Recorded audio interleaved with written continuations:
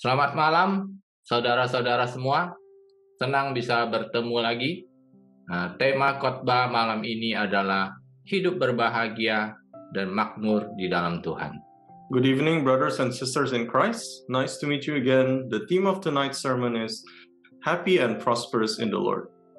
Sebelum mulai, mari kita berdoa. Before we start, let us pray. Tuhan, terima kasih untuk Zoom malam hari ini. Kami berdoa biar Roh Kudus-Mu yang memimpin dari awal sampai akhir sesi ini. Urapi hamba-Mu, biarlah setiap benih firman yang disampaikan akan jatuh di tanah hati yang baik dan bertumbuh di setiap hati anak-anak-Mu, sehingga setiap kami boleh bertumbuh menjadi Kristen yang dewasa, yang memiliki karakter ilahi. Di dalam nama Yesus kami berdoa. Amin. God, thank you for the Zoom tonight. We pray that your Holy Spirit will lead from the beginning to the end of this session. Anoint your servant so that every seed of the word that is conveyed will be planted on good soil in the heart and will grow in the hearts of your children so that each of us may grow up to be mature Christians with divine character. In the name of Jesus we pray. Amen. Semua orang ingin hidup bahagia. Dulu pengertian saya hidup bahagia itu adalah waktu saya itu kaya raya secara materi, karena dengan kekayaan semua akan beres, semua bisa dibeli, semua akan tercukupi dan pasti hidup bahagia. Saya rasa saudara-saudara ada yang berpikir seperti apa yang saya pikir, benar kan? Everyone wants to live happy. In the past, my understanding of living a happy life was when I'm rich materially, because with wealth, everything would be taken care of. Everything could be bought, everything would be fulfilled. Surely life is filled with happiness. I think there are brothers and sisters here who would think the same way I did, right? Terus hidup berbahagia sesuai dengan yang Alkitab katakan itu seperti apa sih? So, what is living in happiness according to the Bible? Mari kita lihat firman Tuhan, bagaimana hidup berbahagia yang Tuhan maksudkan. Let us see in the Word of God to gain an understanding of what is living happy that God means. Mari kita buka di kitab Matius 5 ayat 1 sampai 12 versi AMP. Kalau kita lihat di bahasa aslinya di Matius 5 ini adalah inti pengajaran Yesus tentang bagaimana hidup yang berbahagia. Ketika Yesus melihat orang banyak, dia naik ke atas gunung, dan ketika dia duduk, murid-muridnya datang kepadanya. Berbahagialah, artinya makmur secara rohani, adalah orang-orang yang miskin dalam roh. Artinya mereka yang tidak memiliki kesombongan rohani, mereka yang menganggap diri mereka tidak berarti, karena milik mereka adalah kerajaan surga, baik sekarang maupun selama-lamanya. Let us open the book of Matthew in Matthew 5 verse 1 to 12. When we see from the original language, Matthew 5 is the core of Jesus' teaching about how to live a happy life. When Jesus saw the crowds, he went up to the mountain, and when he was seated, his disciples came to him. Then he began to teach them, saying, "Blessed," which means spiritually prosperous, happy, to be admired, are the poor in spirit, which means those devoid of spiritual arrogance, those who regard themselves as insignificant. For theirs is the kingdom of heaven, both now and forever. Di sini kita bisa lihat hidup yang berbahagia semacam apa sih? Yaitu hidup yang makmur secara rohani. Kalau kita itu rendah hati atau tidak sombong rohani. Karena banyak kan Kristen yang merasa mereka itu lebih rohani dari Kristen yang lain, sehingga mereka menjadi sombong dan menganggap rendah orang lain. Mereka merasa mereka levelnya lebih tinggi dari orang lain secara rohani. Tetapi firman ini menjelaskan bahwa sesungguhnya orang yang rendah hati atau tidak sombong rohani akan memiliki kerajaan Allah atau masuk surga. Here we can start to understand what happiness in life is like. It is life that is spiritually prosperous. If we are humble in spirit or not spiritually arrogant, Because most Christians feel that they are more spiritually mature than other Christians, so that they become arrogant and look down upon others. They feel that they are on a higher level than others spiritually.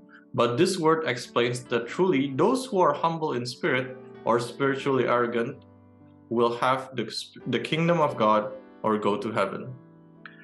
Dari ayat ini kita juga bisa melihat pentingnya mendapat bagian dalam kerajaan Allah. Ini yang Tuhan maksudkan hidup berbahagia kalau kita mendapat bagian atau memiliki kerajaan Allah atau masuk surga. From this verse, we can also see the importance of receiving a portion in God's kingdom. This is what God means to live happily if we get a share or have God's kingdom, enter heaven. Berbahagia artinya diampuni, disegarkan oleh kasih karunia Tuhan. Mereka yang berduka, artinya mereka berduka atas dosa mereka dan bertobat karena mereka akan dihibur ketika beban dosa mereka diangkat. Blessed, which means forgiven, refreshed by God's grace, are those who mourn over their sins and repent. For they will be comforted when the burden of sin is lifted. Kalau versi di Alkitab cuman menjelaskan hanya berduka, titik. Berduka seperti apa? Di sini dikatakan dengan jelas berduka atas dosa kita. Karena ada Kristen yang sadar dia berdosa, tetapi mereka cuek aja dan menganggap, ngapalah, Tuhan kan kasih, nanti juga diampuni. In the Indonesian version of the Bible, it only describes mourning. But what kind of mourning? Here it is said clearly mourning over our sins, because there are Christians who are aware that they have sinned, but they became ignorant towards it and think that, God is love. Surely they will be forgiven later. Di sini dikatakan tidak hanya berduka atas dosa, tetapi juga bertobat, yang artinya meninggalkan dan tidak mengulang dosa tersebut lagi. Terus dihibur di sini dimaksudkan adalah beban dosa diangkat. Here it is said not only mourn over our sins, but also to repent, which means to let go and not repeat that sin again. And to be comforted here means that the burden of the sin is lifted. Saudara tahu, orang yang hidup dalam dosa akan hidup di dalam tuduhan. Rasa bersalah ini yang membuat banyak Kristen hidup dalam belenggu atau terpenjara. Makanya firman ini menjelaskan bahwa pada saat beban dosa tadi diangkat, maka kita akan mengalami kemerdekaan. Artinya tidak hidup dalam beban dosa lagi. Inilah penghiburan yang Tuhan maksudkan. Brothers and sisters, did you know that people who live in sin will live in condemnation? This guilt is what makes many Christians live in shackles, or they feel imprisoned. That's why this word explains when that burden of sin is lifted, we will experience freedom, no longer living in the burden of sin anymore. This is the comfort that God means. Firman Tuhan di 1 Yohanes 3 ayat 9 versi Amplified AMP mengatakan tidak seorang pun yang lahir dari Tuhan sengaja, sadar, dan terbiasa melakukan dosa.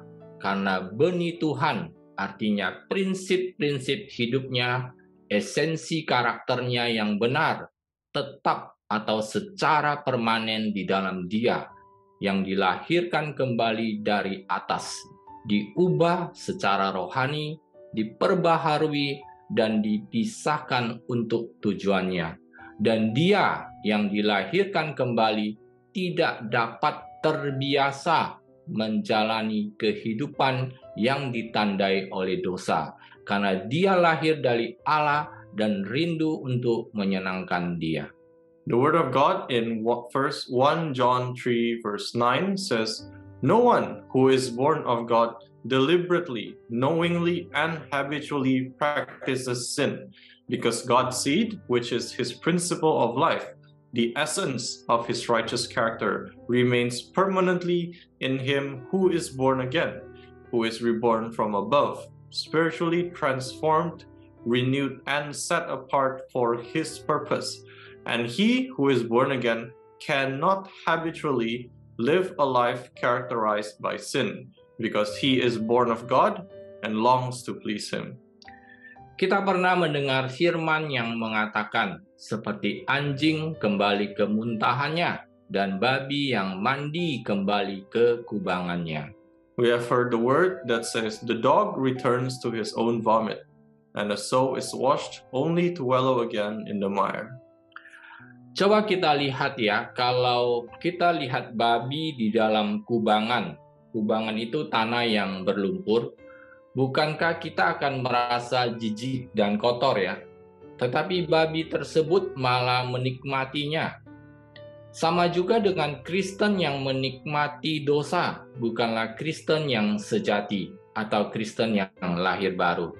Mereka diumpamakan seperti anjing dan babi tersebut. Tetapi waktu kita sampai jatuh ke dalam dosa, kita itu akan merasa kotor dan menyesal karena telah menyakiti Tuhan kita, dan kita pun bertobat dan berduka serta meninggalkan dosa tersebut. Inilah yang Tuhan maksudkan, berbahagialah orang yang semacam ini. Try to imagine seeing a pig in a mire. A mire is muddy ground. Won't we feel disgusted or dirty? But that pig actually enjoys it. It's the same as Christians who enjoy sin are not true Christians who are born again. They are likened to the dog and the pig. But when we fall into sin, we will feel dirty and sorry for hurting our God, and therefore we repent and mourn as we leave that sin. This is what God meant by happiness for this kind of person. Saya membagikan kesaksian hidup saya. Saya ini memiliki usaha percetakan kecil. Nah, di percetakan itu ada proses cetak, habis itu proses finishing.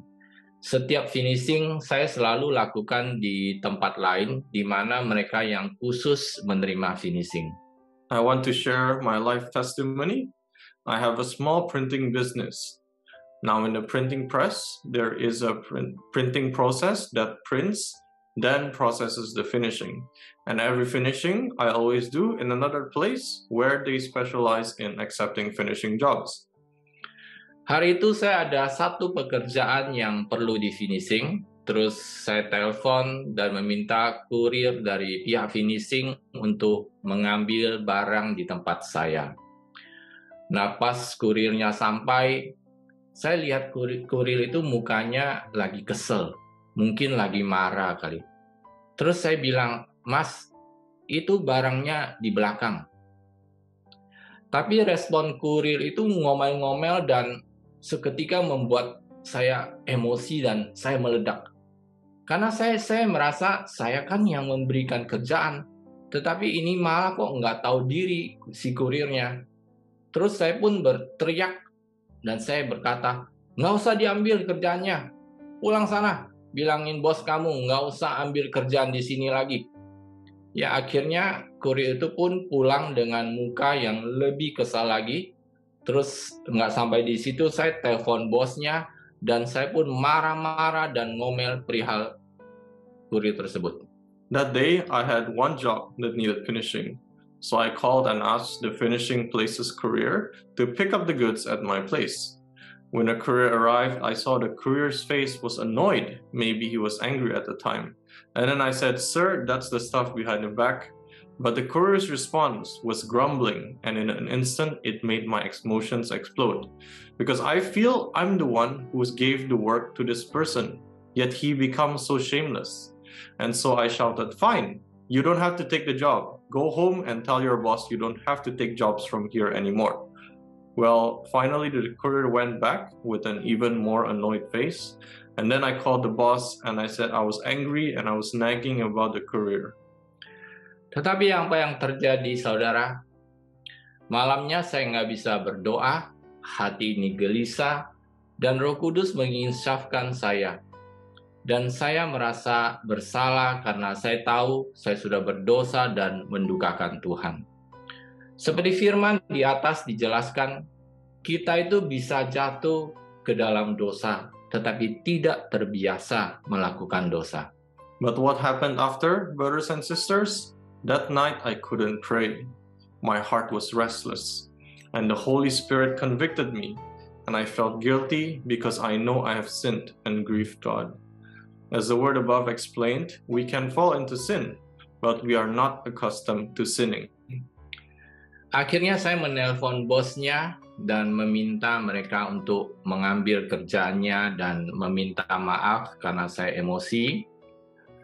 Terus pada saat kurir tersebut datang, saya pun memberkati kurir tersebut dan itu membuat dia senang. Mungkin juga dia menyadari kalau hati dia sedang kesal waktu pertama kali ke tempat saya.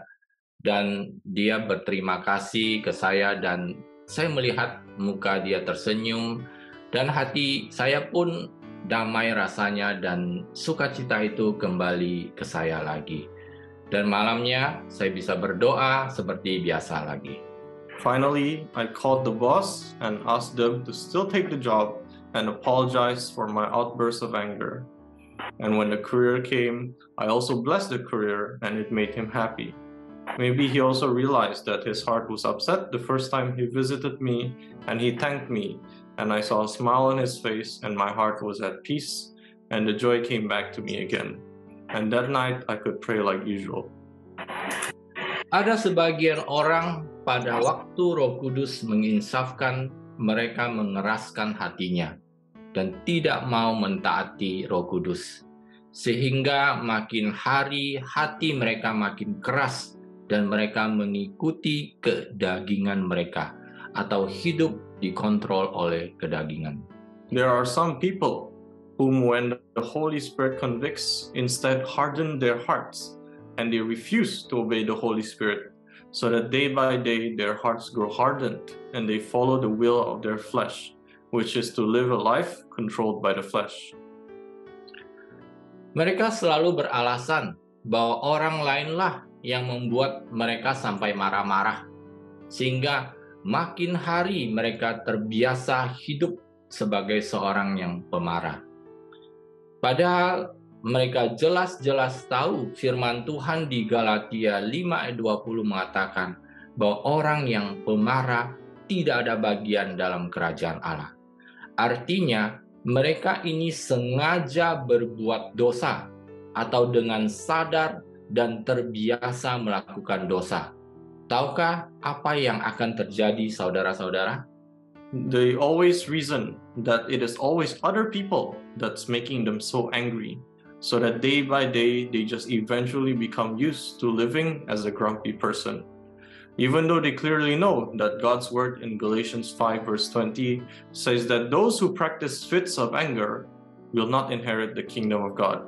This means that they are deliberately sinning with a conscious and accustomed to sinning.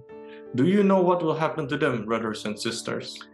Kita buka firman Tuhan di Ibrani 10 ayat 26 sampai 27. Saya pakai versi BMK, Bahasa Indonesia Masa Kini. Sebab kalau berita yang benar dari Allah sudah disampaikan kepada kita, tetapi kita terus saja berbuat dosa dengan sengaja. Saya ulangi, terus berbuat dosa dengan sengaja, maka tidak ada lagi kurban untuk menghapus dosa kita. Satu-satunya yang ada untuk kita ialah menghadapi pengadilan Allah dan api kemarahannya yang membakar habis orang yang melawan Dia. Let us open the Word of God in Hebrews 10 verse 26 to 27. For if we go on willfully and deliberately sinning after receiving the knowledge of the truth, I repeat, if we go on willfully and deliberately sinning, there no longer remains a sacrifice to atone for our sins. That is no further offering to anticipate, but a kind of awful and terrifying expectation of divine judgment and the fury of a fire and burning wrath, which will consume the adversaries, those who put themselves in opposition to God. Di sini dijelaskan bila kita dengan sengaja melakukan dosa sehingga menjadi kebiasaan berbuat dosa. karena dilakukan terus-menerus. Artinya, kita dengan sengaja melawan, menentang, memberontak terhadap Tuhan. Maka kita akan menghadapi pengadilan atau penghakiman Tuhan dan menerima api kemarahan yang membakar habis kita. Artinya masuk ke dalam api neraka. Bukankah ini mengerikan sekali saudara-saudara kalau kita benar-benar menyadarinya? Here it is explained that if we keep intentionally sinning, that it becomes a habit to sin because it is done continuously. It means that we are deliberately fighting, opposing, rebelling against God. So we will be faced with God's judgment and receive the fury of a fire and burning wrath that burns us down, which is entering the fire of hell. Is this not a scary thought once we realize it, brothers and sisters? Berbahagialah, artinya kedamaian batin, keamanan rohani, dan layak dihormati adalah orang yang lemah lembut, artinya yang baik hati, yang berjiwa manis, yang memiliki penguasaan diri, karena mereka akan mewarisi bumi. Blessed, inwardly peaceful, spiritually secure, worthy of respect are the gentle, the kind-hearted, the sweet-spirited, the self-controlled, for they will inherit the earth. Pernahkah kita menyadari bahwa orang yang lemah lembut adalah orang yang memiliki penguasaan diri, tidak gampang meledak atau emosi atau dikit-dikit marah? Have we ever noticed that the quality of a gentle person is one who has self-control, those who are not easily burst in anger, emotionally, or quick to anger? Kita pasti sering menjumpai orang yang kalau berbicara itu sopan dan lembut, lemah lembut lah ya, berkata-katanya. Tapi mereka itu gampang tersinggung dan kalau marah pun bisa meledak-meledak juga kan? We must have often met people who speak so polite and so soft, but they are easily offended. And when they get mad, they burst in anger too, right? Jadi orang yang lemah lembut bukan kalau dia itu berkata lemah lembut. Karena orang yang berbicaranya lemah lembut belum menjamin dia itu karakternya lemah lembut. Tetapi justru orang yang memiliki penguasaan diri barulah asli orang yang lemah lembut. So a meek person is not one who speaks softly or gently, because those who speak softly and gently do not guarantee that they are of a meek personality. But it is precisely the person who has self-control that is a genuinely gentle person. Inilah orang yang akan diberkati Tuhan. Dan Tuhan sebut berbahagia orang yang semacam ini. Mereka akan mendapatkan kedamaian hidup, keamanan dari Tuhan, dan hidup dihormati oleh setiap orang. These are the people who will be blessed by God, and God calls these people happy.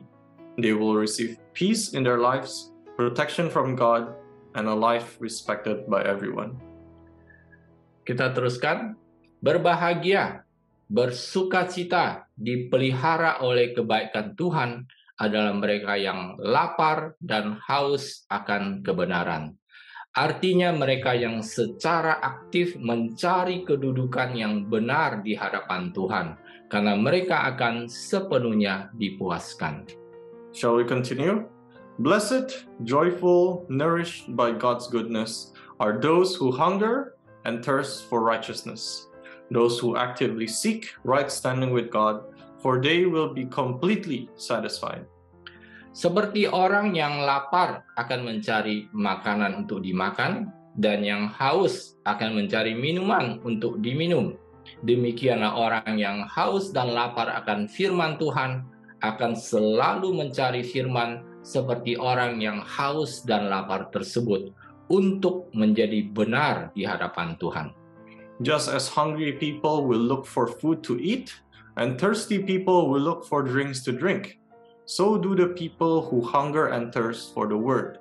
They will always look for the word as they are thirsty and hungry people do, to be righteous before God. Nah, orang-orang seperti ini akan selalu terpelihara karena kebaikan dari Tuhan selalu nyata dalam hidup mereka. Mereka akan selalu penuh dengan sukacita. Inilah janji Tuhan yang Dia pasti berikan kepada setiap kita. Makanya Tuhan berkata, inilah orang yang hidupnya berbahagia. People who are like this will always be cared for because the goodness of God is always manifested in their lives. Their lives are always filled with joy. These are God's promises that He will surely give to each of us. That is why God says, these are the people whose lives are happy. Kita lanjutkan, berbahagialah, artinya tercukupi, dilindungi oleh janji Tuhan adalah orang yang murah hati, karena mereka akan menerima kemurahan. Let us continue. Blessed, content, sheltered by God's promise are the merciful, for they will receive mercy. Mungkin kita akan berpikir, oh, kalau saya itu murah hati, supaya saya juga dapat kemurahan dari orang lain juga. Ya, itu tidak salah. Maybe there will be some who will think, oh, I'm merciful, then I will also receive mercy from other people. Yes, that is not wrong. Tapi coba bayangkan, bagaimana kalau kita pada waktu penghakiman nanti dan kita tidak bisa masuk surga karena nilai kita kurang, karena apa yang harus kita pertanggungjawabkan di dalam hidup ini. Tetapi karena kita selalu bermurah hati, maka kita pun mendapat kemurahan dari Tuhan, sehingga kita bisa lolos dan masuk surga. Seperti kita mendapat nilai poin tambahan yang membuat kita pas bisa masuk surga. Kayak anak sekolah nilainya pas untuk bisa naik kelas. Bukankah ini sesuatu yang wow, luar biasa? But try to imagine if we are on Judgment Day and we can't go to heaven because our grades are lacking, because we must take account for what we do in this life. But because we are always so merciful, so then will we receive mercy from God that we may pass and enter heaven. Like we get additional points that is just enough that we may enter heaven. Like school children whose grades are just enough to pass the class. Isn't this something that is, wow, amazing? Bisa kita bayangkan, kita yang seharusnya masuk neraka, tapi karena kemurahan yang kita terima, sehingga membuat kita bisa masuk surga. Could we imagine it? We who should have gone to hell, but by the mercy we receive, we can enter heaven. Kita lanjutkan, berbahagialah, artinya mengantipasi hadirat Tuhan, dewasa secara rohani, yang murni hatinya. Artinya mereka yang memiliki integritas, keberanian moral, dan karakter ilahi, karena mereka akan melihat Tuhan. Let us continue. Blessed, anticipating God's presence, spiritually mature, are the pure in heart, those with integrity, moral courage, and godly character, for they will see God. Firman Tuhan mengatakan orang yang murni hatinya akan melihat Tuhan, yang berarti mereka memiliki integritas yang memegang teguh prinsip kebenaran dan tidak akan goyah dalam situasi apapun, memiliki karakter ilahi yaitu hidup di dalam kekudusan. The Word of God says, those who are pure in heart will see God, which means those who have the integrity to hold fast onto the principles of truth and will not waver in any situation, has that divine character which is to live in holiness.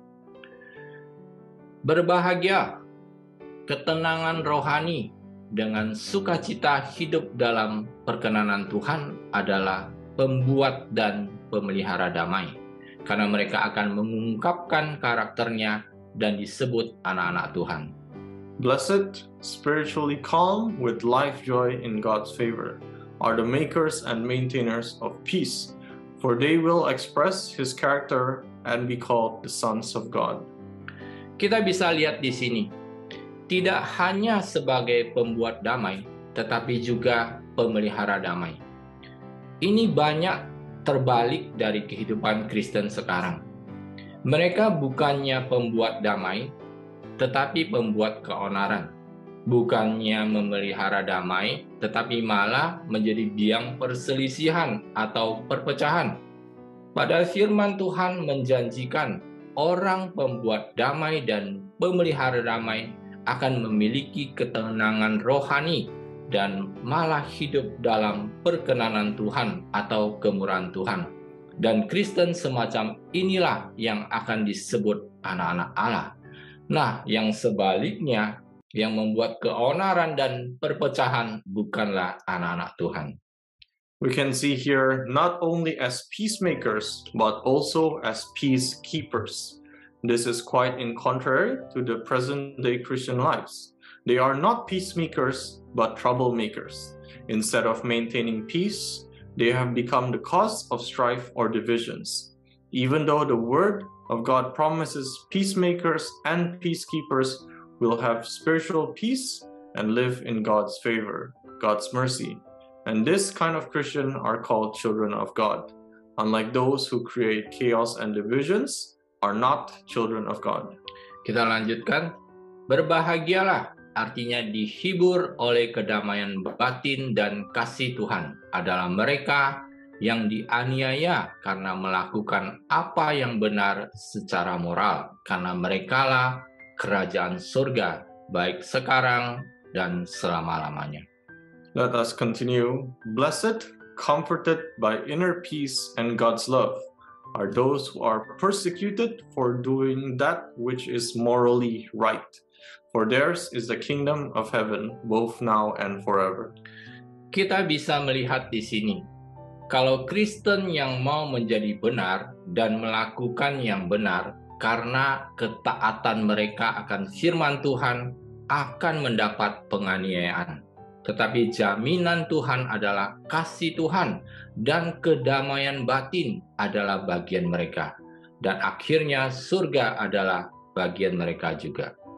We can see here that Christians who want to be righteous and do what is right because of their obedience to the word will be persecuted. But God's guarantee is His love, and inner peace will be their portion. And finally, heaven will be their portion. Lihat dari beberapa ayat firman Tuhan, kita bisa mengerti bahwa bisa masuk surga adalah sungguh-sungguh hidup yang berbahagia. Sekalipun harus mengalami penderitaan penganiayaan di dunia ini. Seeing from these several verses of the Word of God, we can understand that being granted entry to heaven is what truly defines a happy life, even though we must experience suffering and persecution in this world. Kita lanjutkan. Berbahagialah, artinya berani secara moral dan hidup secara spiritual dengan sukacita, hidup dalam kebaikan Tuhan adalah ketika orang-orang menghina kamu dan menganiaya kamu dan mengatakan segala yang jahat terhadap kamu karena hubungan kamu dengan aku. Bergembiralah dan sangat bersukacita karena upahmu besar di surga, karena dengan cara yang sama mereka menganiaya nabi-nabi sebelum kamu.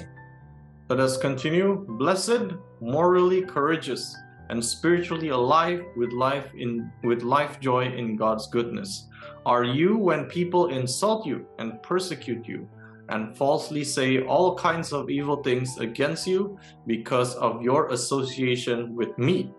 Be glad and exceedingly joyful, for your reward in heaven is great, absolutely inexhaustible. For in the same way they persecuted the prophets who were before you. Inilah tipe orang yang Tuhan sebut berbahagia.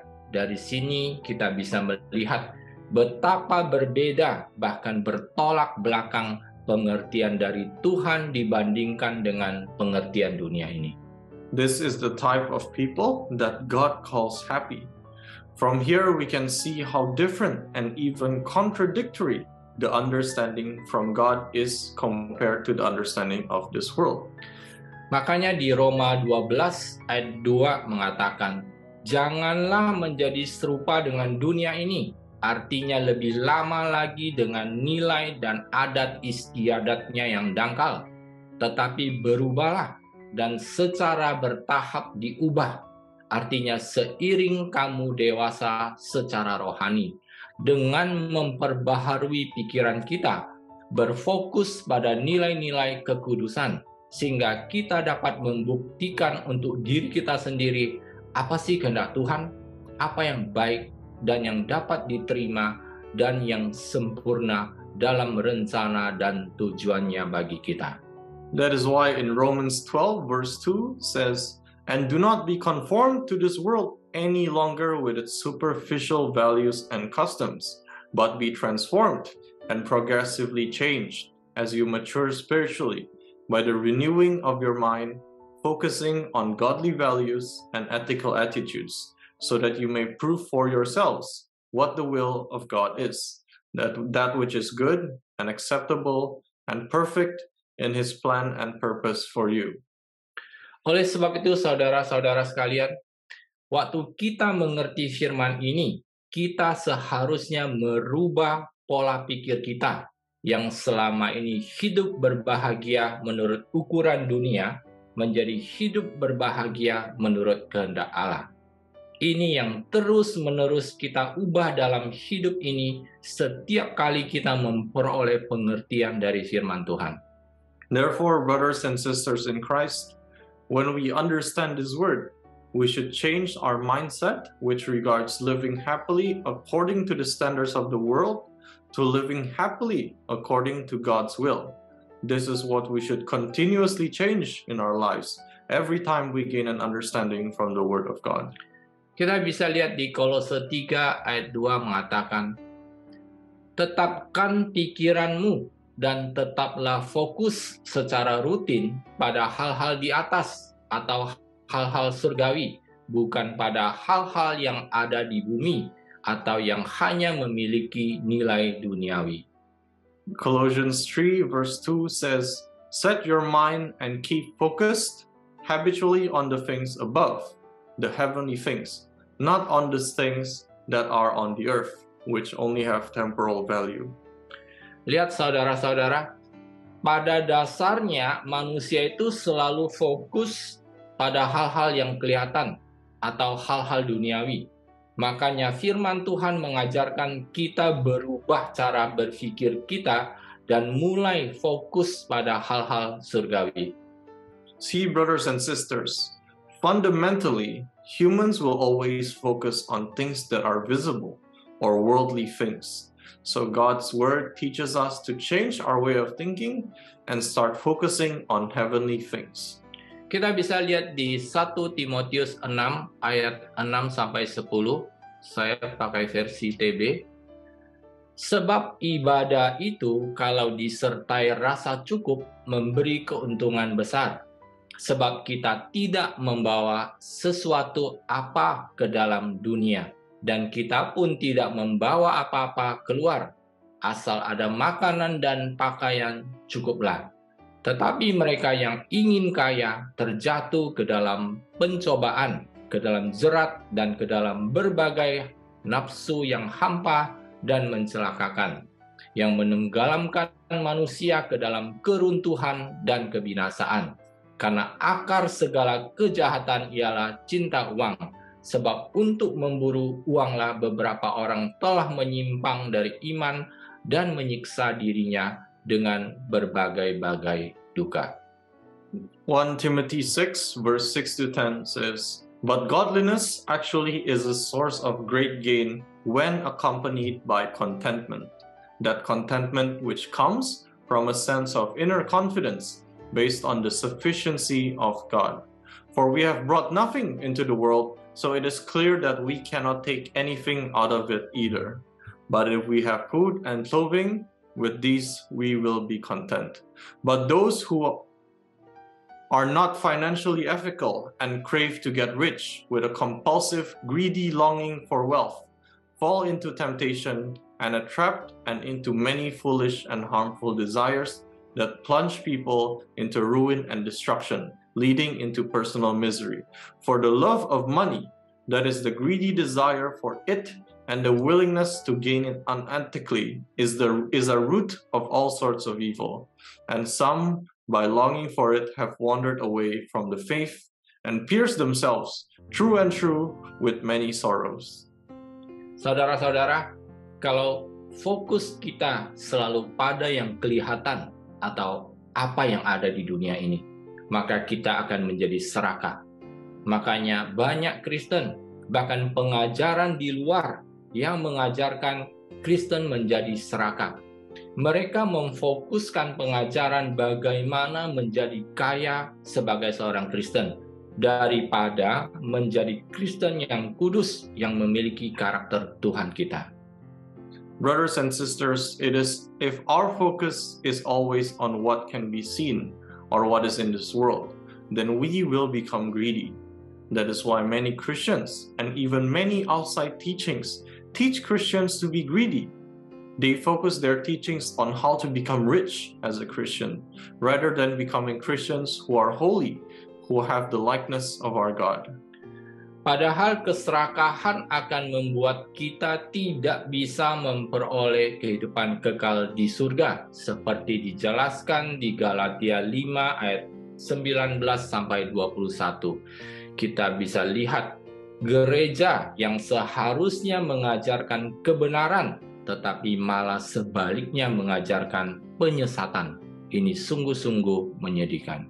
Even though greed makes us unable to obtain eternal life in heaven, as explained in Galatians 5 verse 19 to 21, we can see the churches that should be teaching the truth instead teaches heresy. This is truly sad. Dijelaskan di firman di atas, bahkan sebagian Kristen menyimpang dari iman mereka karena mereka begitu cinta uang yang mengakibatkan mereka berjuang untuk mendapatkan uang lebih banyak dengan cara yang tidak benar. Walaupun itu jelas-jelas hamba Tuhan di Indonesia ditangkap sama KPK karena menyogok pemerintah. Inilah yang Tuhan maksudkan. Mereka yang menyimpang dari iman dan menyiksa diri mereka dengan berbagai duka karena cinta akan uang. It is explained in the word above that even some Christians stray from their faith because of their love for money is so great it causes them to strive to get more money through unrighteous means, even though it clearly violates the word of God. Have you heard of it before? A servant of God in Indonesia were arrested by the KPK because of bribing the government. This is what God means for those who stray from their faith and torture themselves with various sorrows just because they love money. Kita lanjutkan di Matius 6 ayat 19 sampai 21 versi AMP mengatakan, "Janganlah kamu mengumpulkan harta atau materi di bumi, di mana ngengat dan karat merusaknya, dan di mana pencuri membongkar dan mencurinya. Tetapi simpanlah bagimu harta di surga, di mana ngengat maupun karat tidak merusaknya, dan di mana pencuri tidak membongkar dan mencurinya. Karena di mana hartamu berada, di sanalah hatimu," yang artinya keinginanmu, menjadi pusat kehidupanmu juga. So let us continue with Matthew 6 verse 19 to 21. It says, "Do not store up for yourselves material treasures on earth, where moth and rust destroy, and where thieves break in and steal. But store up for yourselves treasures in heaven, where neither moth nor rust destroys, and where thieves do not break in and steal. For where your treasure is, there your heart, your wishes, your desires, that on which your life centers, will be also." Dari ayat firman ini mengajarkan setiap kita untuk tidak fokus pada dunia ini. Artinya dunia bukan lagi menjadi pusat kehidupan kita, tetapi kita memikirkan kehidupan di surga. Karena hidup berbahagia yang dijelaskan di atas tadi adalah kalau kita masuk surga. Jadi mulailah mengumpulkan harta di surga. Terus, bagaimana sih mengumpulkan harta di surga? From this verse, it teaches each of us to not focus on this world, meaning that this world is no longer the center of our lives, but we think of life in heaven, because a happy life described above is when we go to heaven. So start collecting treasures in heaven. But then, how do we collect treasures in heaven? Mari kita buka di kitab Matius 25 ayat 34 sampai 40. Kemudian raja akan berkata kepada orang di sebelah kanannya, "Datanglah kamu yang diberkati oleh Bapakku. Kamu yang dikasihi Allah, ditunjuk untuk keselamatan kekal, mewarisi kerajaan yang disiapkan untukmu sejak dunia dijadikan. Karena aku lapar, kamu memberi aku sesuatu untuk dimakan. Aku haus, dan kamu memberi aku minum. Aku adalah orang asing, dan kamu mengundang aku masuk. Aku telanjang, dan kamu memberi aku pakaian. Aku sakit, dan kamu mengunjungi aku." Artinya dengan bantuan dan pelayanan. Aku di penjara, dan engkau datang kepadaku, bahkan mengabaikan bahaya pribadi. Let us continue in Matthew 25, verse 34 to 40. Then the king will say to those on his right, "Come, you blessed of my Father, you favored of God, appointed to eternal salvation, inherit the kingdom prepared for you from the foundation of the world. For I was hungry, and you gave me something to eat. I was thirsty, and you gave me something to drink. I was a stranger, and you invited me in. I was naked, and you clothed me. I was sick, and you visited me with help and ministering care. I was in prison, and you came to me, ignoring personal danger." Kemudian orang-orang benar akan menjawabnya, "Tuhan, kapan kami melihat engkau lapar? Dan kapan kami melihat engkau sebagai orang asing dan mengundang engkau masuk, atau telanjang dan memberi engkau pakaian? Dan kapan kami melihat engkau sakit atau di penjara dan datang kepadamu?" Then the righteous will answer him, "Lord, when did we see you hungry and feed you, or thirsty and give you something to drink? And when did we see you as a stranger and invite you in, or naked and clothe you? And when did we see you sick or in prison and come to you?" Raja akan menjawab dan berkata kepada mereka, "Aku meyakinkanmu dan dengan sungguh-sungguh mengatakan kepadamu, sejauh kamu melakukannya untuk salah satu dari saudara-saudaraku ini, milikku, bahkan yang paling hina dari mereka, kamu melakukannya untukku." The king will answer and say to them, "I assure you and most solemnly say to you, to the extent that you did it for one of these brothers of mine, even the least of them, you did it for me." Lihat saudara sekalian, semua perbuatan kasih yang kita lakukan kepada orang-orang dalam kesusahan dan penderitaan mereka, kita itu sama saja melakukannya untuk Tuhan. Look, brothers and sisters, all acts of love that we do to people during their troubles and sufferings, it is the same as doing it for God. Tetapi banyak Kristen yang tidak melakukan hal-hal di atas, malahan mereka menyibukkan diri mereka untuk mengejar kekayaan, kesuksesan secara materi, dan ketenaran. But many Christians do not do any of the things above. Instead, they occupy themselves with their pursuit for wealth, material success, and fame. Lihat saudara-saudara, begitu banyak Kristen yang salah fokus dalam hidup ini. See, brothers and sisters, so many Christians have their focus entirely wrong in their lives. Kita bisa lihat di Wahyu 14 ayat 13 versi AMP mengatakan, "Kemudian aku mendengar suara dari surga berkata, tuliskanlah, berbahagia, artinya makmur, dikagumi, adalah orang-orang yang mati di dalam Tuhan mulai sekarang. Ya, diberkatilah, memang kata Roh, agar mereka dapat beristirahat dan memperoleh kelegaan dari jerih payah mereka, karena perbuatan mereka," saya ulangi lagi, perbuatan mereka mengikuti mereka. And in Revelations 14 verse 13, it says, "Then I heard the distinct words of a voice from heaven saying, "Write, blessed, which is happy, prosperous, to be admired, are the dead who die in the Lord from now on. Yes, blessed indeed, says the Spirit, so that they may rest and have relief from their labors, for their deeds do follow them.